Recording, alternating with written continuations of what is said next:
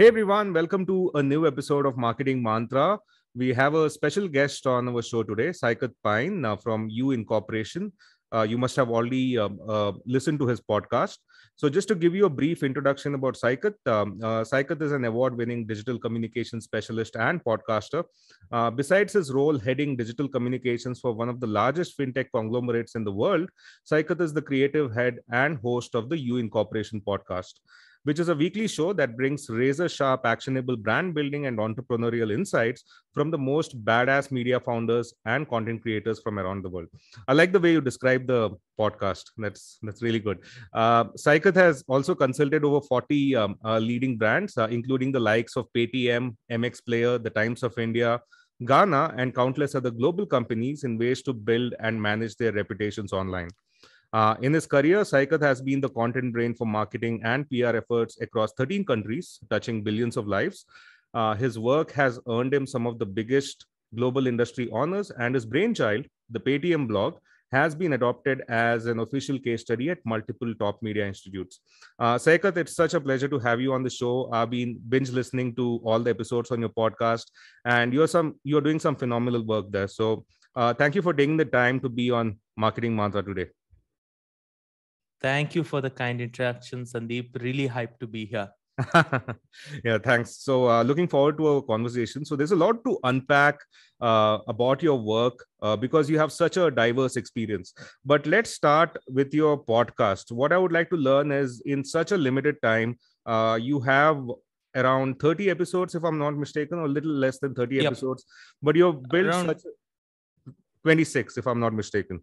yeah, Yeah. 26. Yeah. So, in such a short time, you've amassed such a huge following, and you've been featured on Apple Podcasts in the new and noteworthy section. You are right now the number one marketing podcast in India.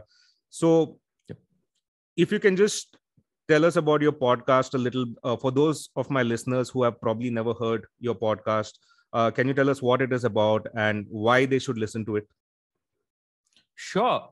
So the podcast, the concept of the podcast was really a feverish dream for me, to be very honest with you. I was down with COVID earlier this April, and I was really frustrated when one of my trips with my friends got cancelled because I got COVID at a very unfortunate time. So the trip to Dubai had to be called off, and quite naturally, I'm sure you'd realize, friends, they are not very generous. Even guys, they're generally not very generous when you're down, regardless of whether the reason is genuine or not. So everybody was frustrated. I was doubly frustrated with myself, and I'm in home quarantine. My boss was extremely generous to give me 2 weeks of paid leaves, and I was just stuck up at home listening to podcasts on repeat, because that's all you could do. Like you move anything, everything hurts, right? So you don't want to get up from the bed. Yeah. So I was ordering in food, vegetating on my bed for 2 weeks straight, and in my feverish podcast marathon that I was consuming, I saw that there were business podcasts and then there were the creative podcasts, right? When you think about the business podcasts, you think about, the likes of My First Million, or, Indie Hackers, or you'd see LinkedIn has its own sort of business podcast. BBC has its own business podcast. Many of these business podcasts would unravel what's going on in the world of business. And then there were the creative podcasts. You'd speak about the likes of Colin and Sameer Show, for instance, let's say. Right? That would have creatives on board, and they'd speak, about creative stuff and how their content creation journeys have shaped up and stuff like that. But I realized there were no podcasts speaking about the business of influence, or the creative angle of building a business.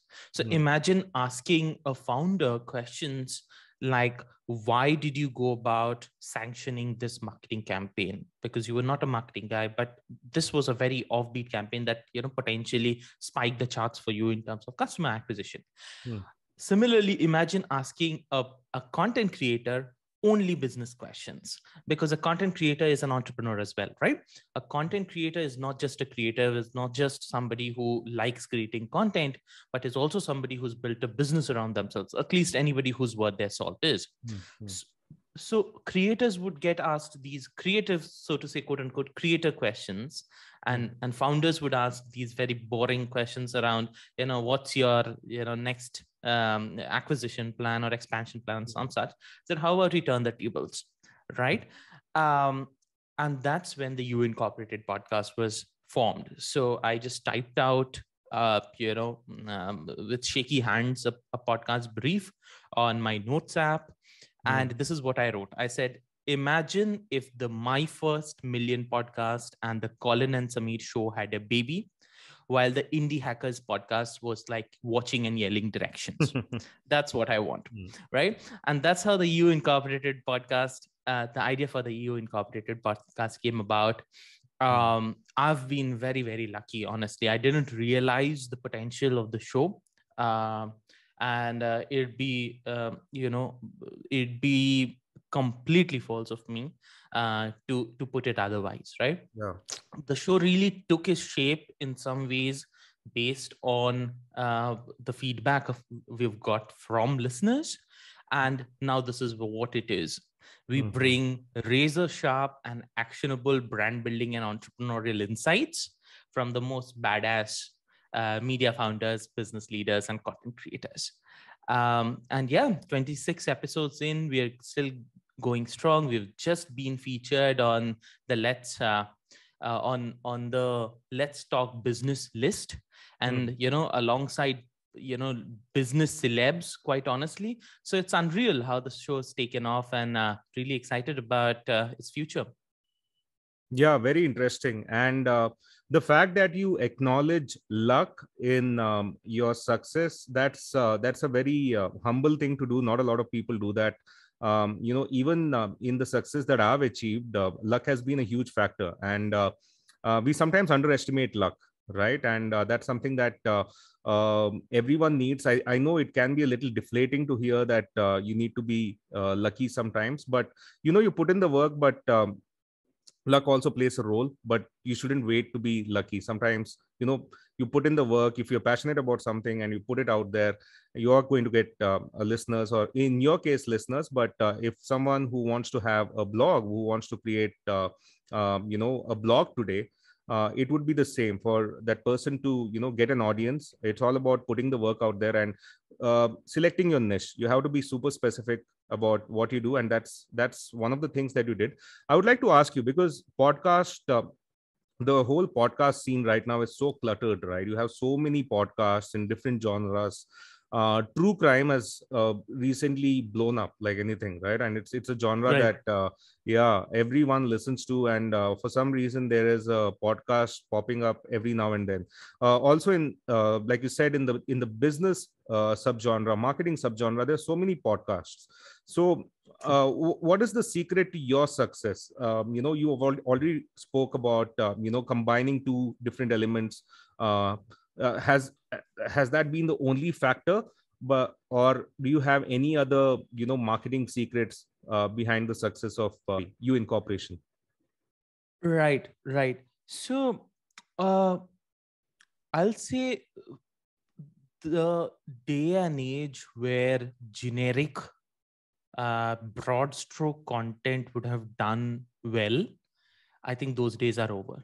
I think anybody worth their salt in the media would realize that the money is in the niches, right? Whether be it as a whether you're coming as a founder, whether you're coming as a marketer, whether you're coming as a content creator, right? So you can't have a marketing podcast. You have to have a marketing podcast for potentially SaaS founders who are looking for very specific information, right? Similarly, you can't have an entrepreneurship podcast for every founder. You should ideally go for an entrepreneurship podcast, and you'll have to define what your entrepreneurship podcast will do for people who are listening to it. And in that, you're going to in some ways define your target audience, and you'll be able to niche down on your marketing. I think that has really helped me, because you can either bludgeon with a bat or you can prick with a needle. I'd always, when the marketing budgets are slim and you can't spray and pray, for an indie creator like myself or yourself, I'd always recommend people go deep into a niche and try and create a community of that very, very, very niche audience. I think the biggest insecurity that a lot of creators have, and definitely an insecurity I have as well, is that am I niching down too much to the point where I will not have an audience? Like how many people are looking to be aspiring creators?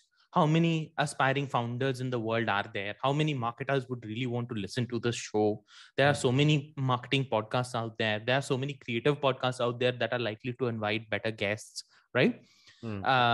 What can I ask somebody which has not already been asked to them in 1,000 other media outlets out there, right? There are these questions.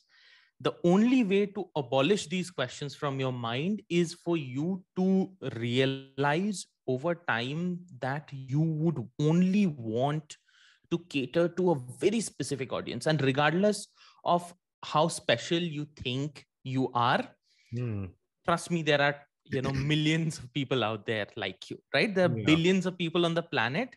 Regardless of how niche a podcast is, if you are an aspiring, let's say, restaurant owner, or you are a restaurant owner and you only want to run a podcast for aspiring restaurateurs who want to build a cafe, trust me, there are going to be a couple of thousand people around the world definitely who are trying to build a content and are looking for content in this niche, right?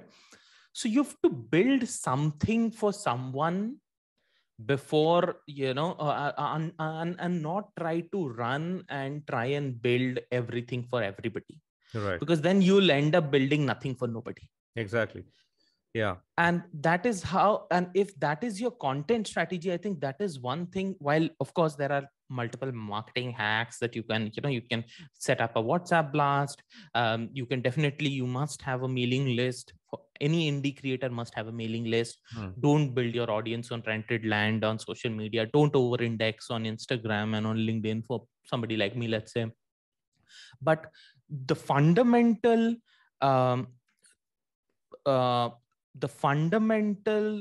clause for any marketing to work, I think, is to know your audience extremely well and nail it down to the T, to the point where any content I create and any guest I have on the show, I give them specific points on my audience.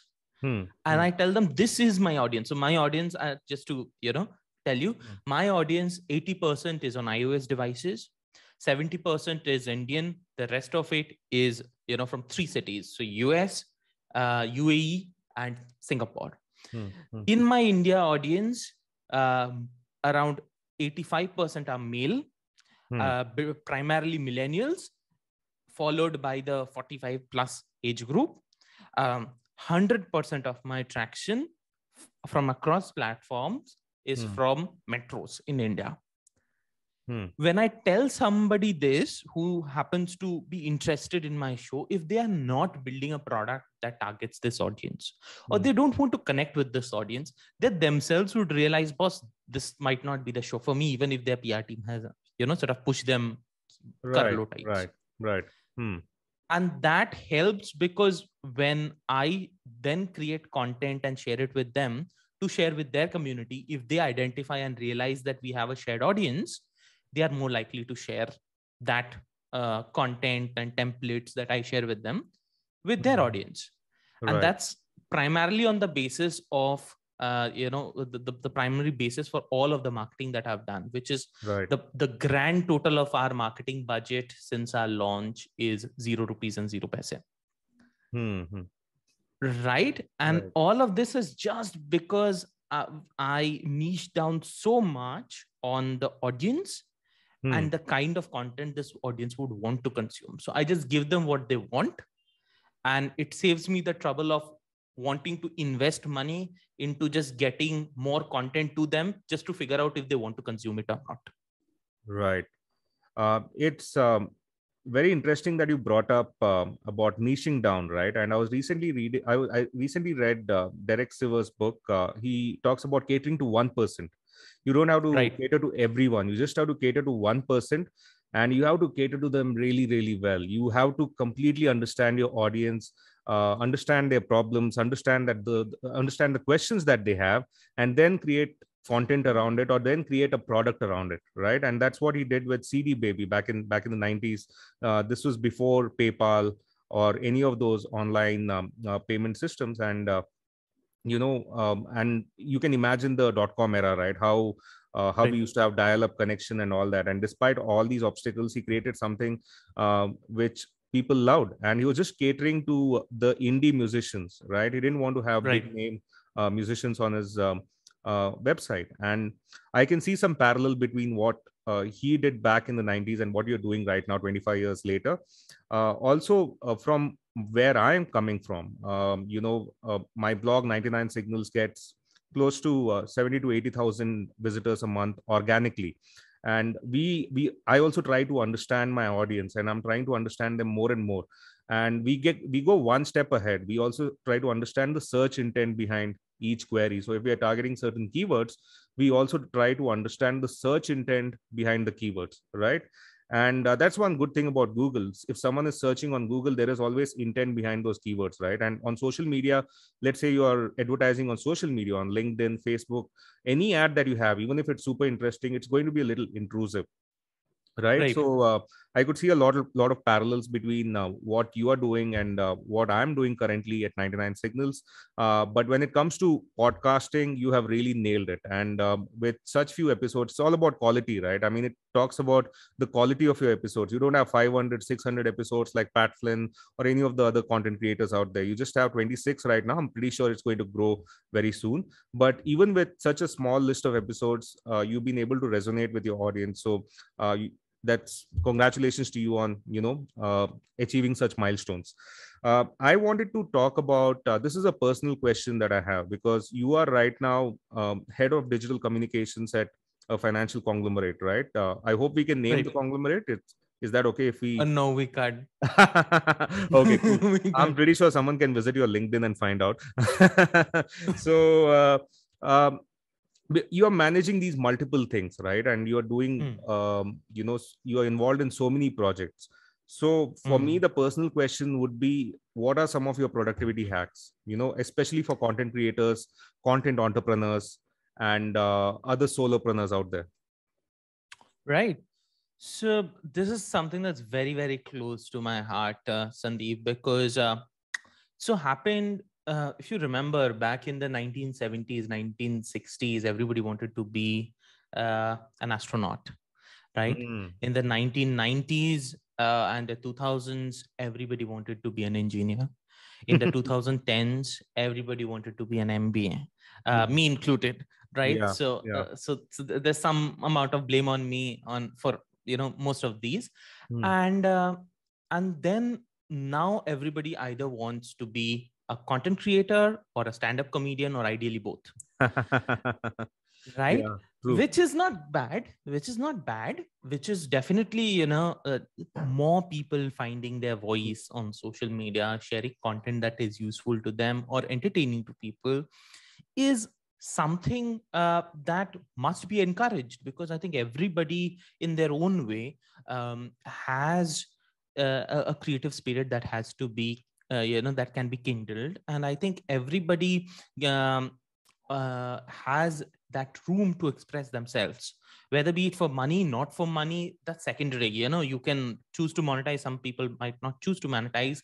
You'd live fuller, richer, happier, definitely more productive and more fulfilling lives. Who doesn't want to sign up for that, right? Everybody would.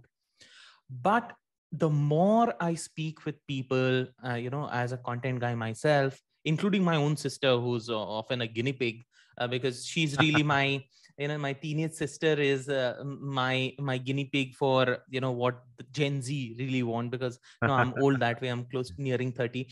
Yeah. So I asked her what she Oh, wanted 30 to, is and old for you, is it? Okay. Yeah, I so, just turned 36 last month. So I'm like, approaching 40 We are now. on the same club. We are on the same club, Sandeep. We are all old.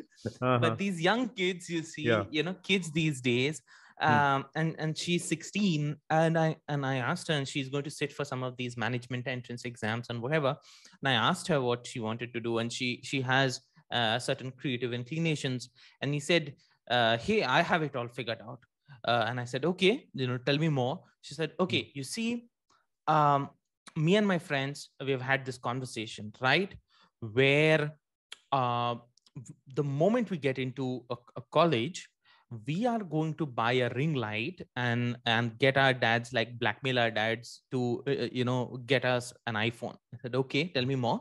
I said, "And then after that, with the ring light and the iPhone, we are going to record a shit ton of vlogs." Okay. I said, okay, tell me more. So, and then what would happen is, because we are going to put our authentic selves out there, we are going to get like 100,000 subscribers on YouTube in like no time. I said, "Acha, okay." He said, "And then very soon it's going to turn into 1 million. Like everybody can get 1 million subs." I said, She said, "And then we are going to do an unveiling of our silver button, and then our gold button, and then our diamond button.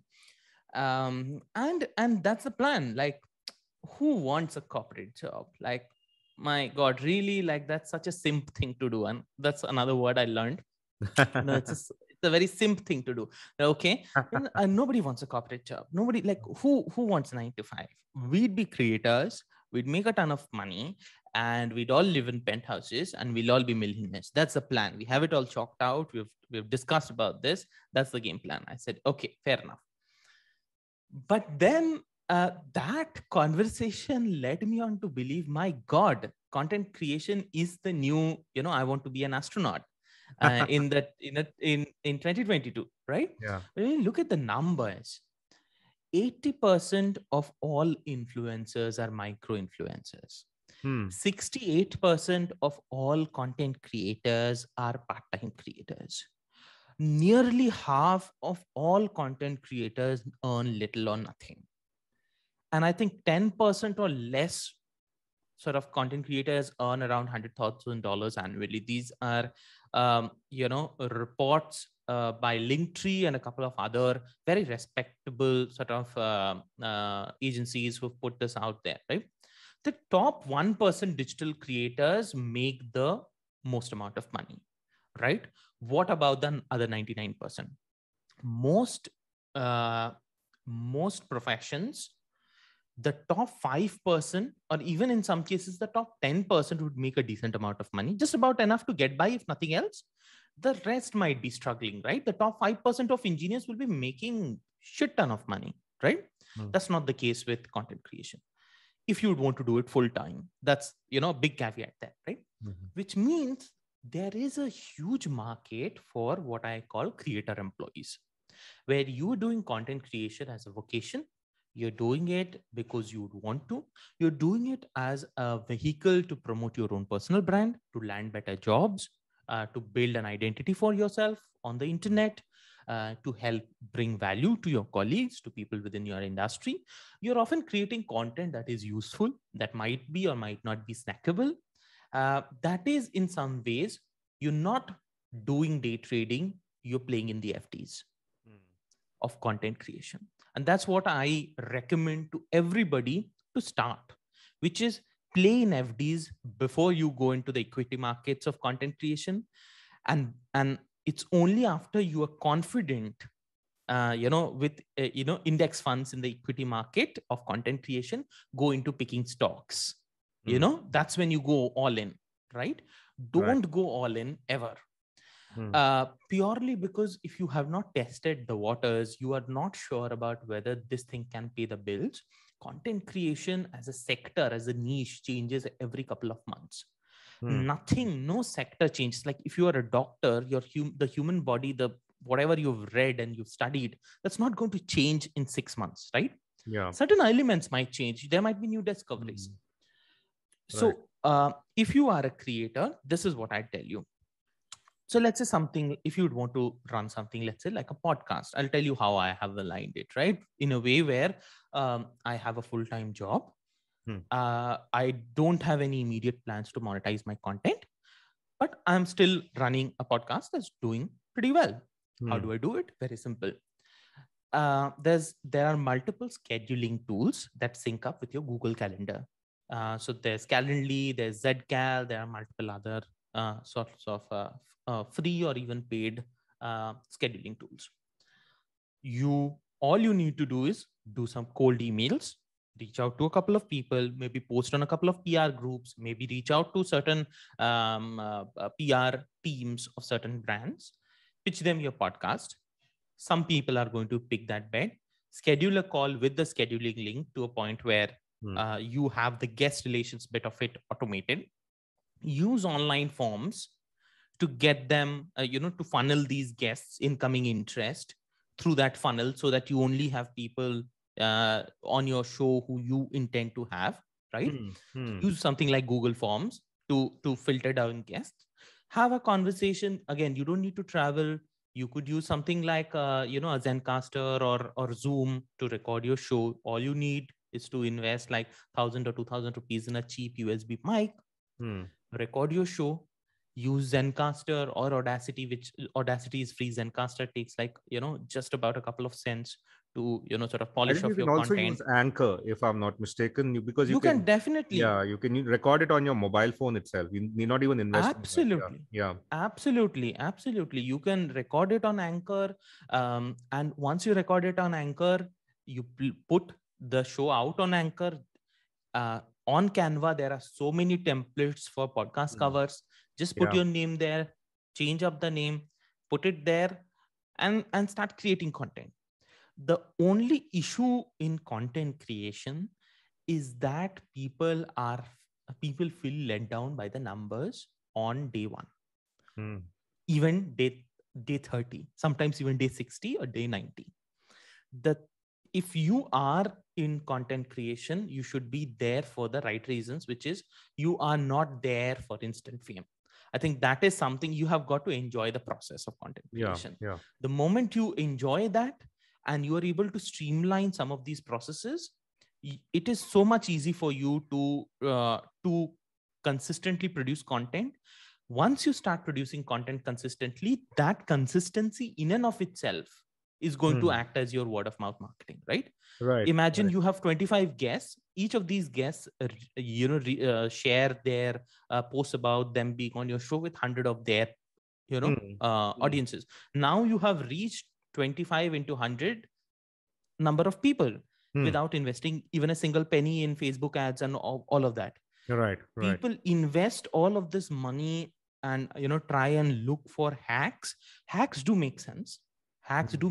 You can set up a WhatsApp blast and reach a ton of people. You can build click funnels. All of these are great, but you need to reach a certain consistency and a certain critical mass of an audience for these to make a difference to you. If there is no audience, you might have a 10 mail sequence, very well written, newsletter. It is not going to push the envelope for you on day 1. And given that you will over index on all of these and you expect these hacks to work out for you in the short term, you're going to get frustrated and you'll say, oh my God, this doesn't work. Let me just give up. So run your content creation on the slow burner, as what I call as a creator employee. And I think that is going to reap dividends for you in the long term. There are only 2 things that you need to take care of. Number 1, anything that is not making you money, try and automate those processes in whatever little capacity you can. So in social media, it could mean just buy a social media scheduling tool. Or if you don't want to buy one, you could use something like Hootsuite or Buffer and use their free versions itself. And see how that is working out for you in the short term until you're ready to invest, right? Just the minimal basics. The second thing is try and create an audience on owned land and not rented land. That's the only 2 things I'd say, right? So what would owned land mean? It could mean a mailing list. It could mean if you're doing a podcast and you're hosting the podcast on some place like Budsprout where you're paying, you still own your audience and you can cross-sell and upsell them things. As opposed to purely sort of doing it on an Instagram page. So that's just the 2 things I'd say. Right. There were so many insights in that one answer. And I mean, if I were to unpack some of it, also in the age of leverage, right? Naval Ravikant keeps talking about leverage. It's one of the mental models that he keeps talking about in his books, on Twitter and on his blog. Right. I think to build leverage, you need to be a creator employee now, right? You need to True. build an IP. You need to build your personal brand. And people who can't code, I mean, you can build leverage through coding. You can have unique apps or unique websites created. But people who can't code, I mean, it's all about creating content, right? You can, it's so easy to set up podcasts. It's so easy to set up your own blog and talk about something that you're really passionate about. And we already spoke about niching down, right? That's a very Right. good hack that everyone needs to remember when they're starting, because you don't have to do something for everybody. You just have to identify that 1% or that small portion of an audience and try to cater to them exclusively. uh, Right. my question to you from a podcast perspective again, which analytics tool do you use when it comes to your podcast? I mean, right now, your engagement metrics are off the charts, right? How do you identify these metrics? Is there a podcast analytics tool that you would recommend? Yeah, so I'd recommend Chartable personally. Chartable. Okay. Uh, Chartable. So Chartable for two reasons. Number one is it is one of the few tools which offer sort of like no BS podcast analytics. I'll tell you what that means. You see, podcast, when you are hosting it on a service, be it a Buzzsprout or Anchor, these places, they would often fail to capture the full extent of Yeah. data, and you are likely to get a very sort of spattered, very irregular trends, which Hmm. is likely to misalign Hmm. your content creation in the longer term. Hmm. So I'd say at least in the short term, as you're starting your podcast, you don't need anything. You just need to know, this is my niche. Let me start creating Yeah. Yeah. for this niche. Maybe after you've created at least around 10 to 15 episodes and you say, okay, I think this is something I'd want to invest in the full time. Let me try and get to know a bit more about my audience, right? That is when you should invest in something like Chartable. Once you do that, there are two things that Chartable does. One is you can definitely get under the skin of who are the kind of people who are listening. Hmm. And besides that, you can also create deep links. Deep links are links that would open natively in the respective app, Hmm. right?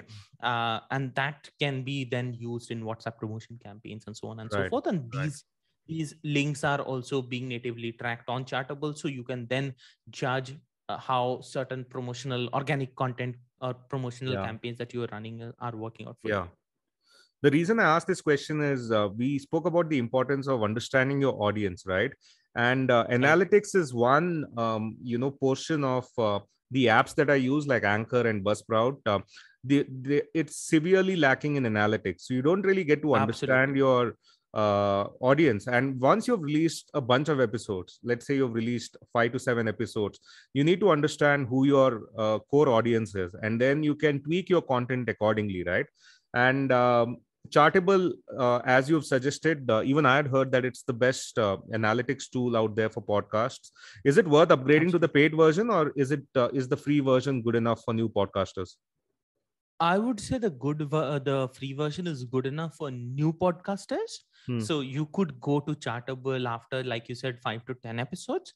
Hmm. But Hmm. if you have at least, let's say, 20 episodes, I think I moved to the first, I think the indie, I think it's called the indie plan, which is around $10 a month. Okay. Okay. I moved to that after 20 episodes, right? Where Right. we are Right. going to get 1 year of chart and review history. You can create Mhm. unlimited smart links, which is deep links, right? Mhm.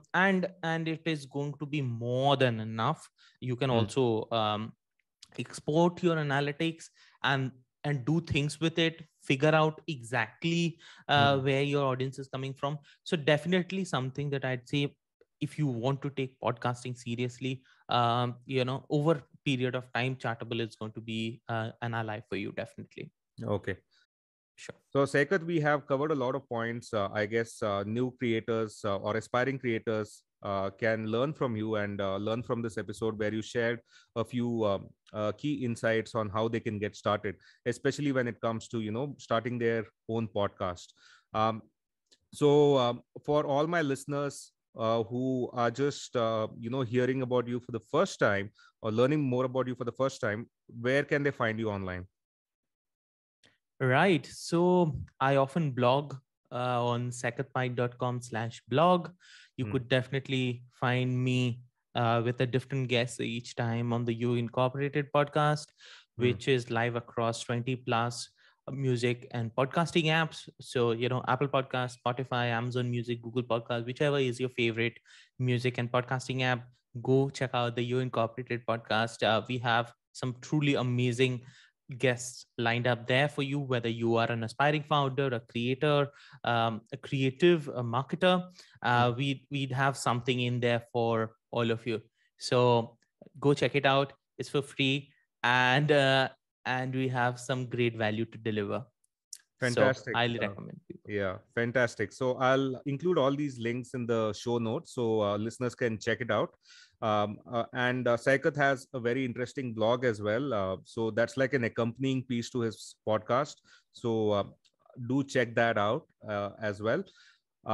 And we've already spoken about You Incorporation podcast. I've been binge listening to all the episodes of Saikat, and it's one of my new favorite podcasts. And for those of you who haven't listened to it, I would just briefly like to describe, what it's all about. Every Monday, Saikat, brings razor sharp, actionable brand building and entrepreneurial insights from the most successful media founders, business leaders, and creators from around the world. So it's a very interesting podcast, and it's no surprise that he is leading the charts, Apple Podcast charts everywhere, especially in India. So do check that out. And if you liked our conversation today, then do subscribe to Saikat's podcast, and you'll not be disappointed. Thank you, Saikat. Thank you so much for taking the time to be a part of the show. I know you have a busy schedule, and I would just like to thank you for taking the time and sharing all those insights with us. Thank you. Thank you for having me on board, Sandeep. Really appreciate it and loved our conversation. Yeah, likewise.